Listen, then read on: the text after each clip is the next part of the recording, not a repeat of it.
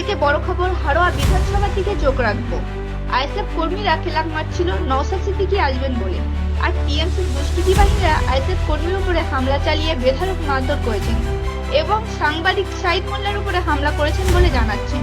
সাংবাদিক S9 বাংলা কি বলছেন, বিস্তারিত খবর শাহিদ মোল্লার মুখ থেকেই শোনাবো। এই মুহূর্তে দাঁড়িয়ে আছি ফিরকালি হাড়োয়া বিধানসভার বুকে কালীগাঁও। এই মুহূর্তে পীড়িতা নওশাদ সিদ্দিকী ভাইজান আসার কথা ছিল আজকে, তিনি আসবে বলে আগামীকাল আইএসএফ এর কর্মীরা তারা ফ্ল্যাগ ফেস্টন টানাচ্ছিল। তৃণমূল কংগ্রেসের দুষ্কৃতী বাহিনীরা রীতিমতন ফ্ল্যাগ ফেস্টন ছুটে দিয়েছে। আজকে রীতিমতন আইএসএফ এর কর্মীরা ফ্ল্যাগ ফেস্টন টানাচ্ছিল আর আইএসএফ এর কর্মীদেরকে বেধড়ক মারধর করলো এবং আমাদের ক্যামেরায় যে ভিডিও ফুটেজ ধরা পড়েছে, যাদেরকে বলা হয় সাংবাদিকদের গণতন্ত্রের চতুর্থ স্তম্ভ, তাদেরও এই তৃণমূল কংগ্রেসের দুষ্কৃতী বাহিনীরা তাদেরকেও মেরেছে। এই মুহূর্তে বিশাল পুলিশ বাহিনী, র্যাব বাহিনী এখানে উপস্থিত করা হয়েছে, কিন্তু দেখা যাচ্ছে নিরপেক্ষভাবে কাজ করছে না। আইএসএফ এর কর্মীরা মার খেয়ে যাচ্ছে, এই পুলিশ প্রশাসন নিরপেক্ষভাবে কাজ করছে না। তাহলে এই হাড়োয়া বিধানসভায় তৃণমূল কংগ্রেসের নেতাদের এবং পুলিশ প্রশাসনের কি তাহলে সেটিং আছে? এবং আর কিছুক্ষণের মধ্যে বিধায়ক নওশাদ সিদ্দিকী ভাইজান তিনি আসতে চলেছেন এই হাড়োয়া বিধানসভার বুকে এবং আইএসএফ কর্মীদেরকে ঘুষি মারা থেকে শুরু করে মারধর করা থেকে শুরু করে যে ভিডিও ফুটেজ ধরা পড়েছে আমাদের ক্যামেরায়। আমার পিঠে ঘুষি মারলো, তারা ধাক্কা দিল, আমার চর মারতে গেল পিঠে, বহুত মারধর করে আমার যন্ত্রণা করছে, পিঠ ব্যথা মারা মারেছে আমাদের। কেন মারধর করলো কেন? ওরা ভয় পেয়ে যাচ্ছে আইএসএফ তো ওই কারণে। রীতিমতন দেখলাম নাকি খবর পাচ্ছি তৃণমূল কংগ্রেসের পক্ষ থেকে কোদালের বাট নিয়ে নাকি রাস্তার মোড়ে দাঁড়িয়ে যাচ্ছে, কি বলবেন? কোদালের বাড়ি বন্দুক নিয়ে বোম নিয়ে দাঁড়িয়ে আছে আঁকুর মোড়ে, আমাদের গিলি মারধর করে বলে এই যে আমি না আমাদের স্যারদের সাথে কথা বললাম, দেখি কি করে। কি বলবেন পুলিশ প্রশাসনের, কি বলবেন?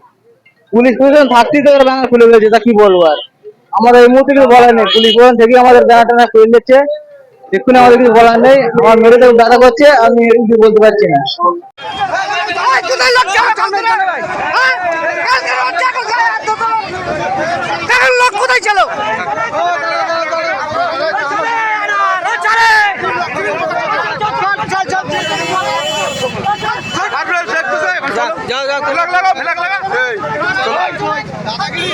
চলো চলো ওই চালক কই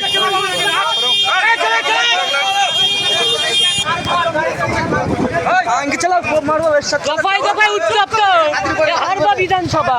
আর চোখে চোখ রেখে প্রশ্ন করি বলে সাংবাদিকদেরও ছাড়ছে না, যাদেরকে বলা হয় গণতন্ত্রের চতুর্থ স্তম্ভ তাদেরও মারছে।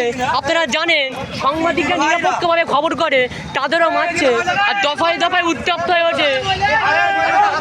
আর চোখে চোখ রেখে বারংবার প্রশ্ন করি বলে এই S9 বাংলা, আপনারা জানেন সাংবাদিকদেরও পর্যন্ত ছাড়ছে না, যে সাংবাদিকরা নিরপেক্ষভাবে খবর করে আর দফায় দফায় উত্তপ্ত হয়ে ওঠে এই হাড়োয়া বিধানসভা। আর যে চোখে চোখ রেখে খবর করছি তাই বলে আমাদের ওপরে অ্যাটাক অত্যাচার চালাচ্ছে।